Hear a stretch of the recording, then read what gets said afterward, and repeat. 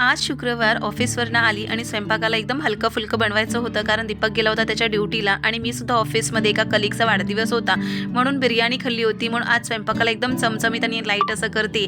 येताना सगळं सँडविचचं सामान घेऊन आली होती. काकडी, ढोबळी मिरची, ब्रेड आणि बीटरूट घेऊन आली होती. ते सगळं बॉईल करायला ठेवलं होतं. हे जे कापायचं होतं तेवढं कापून घेतलं आणि त्यासोबत आपली हिरवी चटणी पाहिजेच म्हणून एका साईडला ठेवून दिलं आणि ह्यामध्ये कोथिंबीर, अद्रक, लसूण, मिरची, जिरं, मीठ आणि एक छोटासा हे घेतला होता मी ब्रेड घेतला होता. त्याला मॅश करून ह्याच्यामध्ये टाकलेलं आहे आणि एक अर्धा लिंबू त्यामध्ये मी स्क्वेअर करून टाकलेला आहे. मस्त आपली अशी हिरवीगार चटणी झाली होती.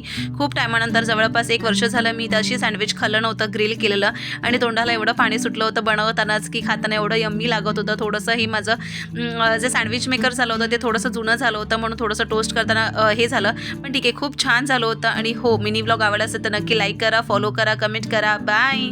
आज शुक्रवार ऑफिसवरनं आली आणि स्वयंपाकाला एकदम हलकं-फुलकं बनवायचं होतं, कारण दीपक गेला होता त्याच्या ड्युटीला आणि मी सुद्धा ऑफिसमध्ये एका कलीगचा वाढदिवस होता, म्हणून बिर्याणी खाल्ली होती. म्हणून आज स्वयंपाकाला एकदम चमचमीत आणि लाईट असं करते.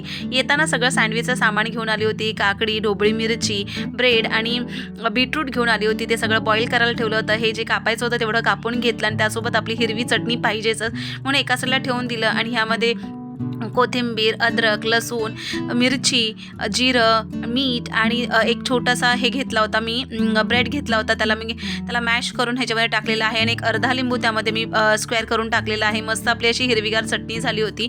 खूप टायमानंतर जवळपास 1 वर्ष झालं मी तशी सँडविच खाल्लं नव्हतं ग्रिल केलेलं आणि तोंडाला एवढं पाणी सुटलं होतं बनवतानाच की खाताना एवढं यम्मी लागत होतं. थोडंसं हे माझं जे सँडविच मेकर झालं होतं ते थोडंसं जुनं झालं होतं, म्हणून थोडंसं टोस्ट करताना हे झालं. पण ठीक आहे, खूप छान झालं होतं. आणि हो, मिनी व्लॉग आवडला असेल तर नक्की लाईक करा, फॉलो करा, कमेंट करा. बाय.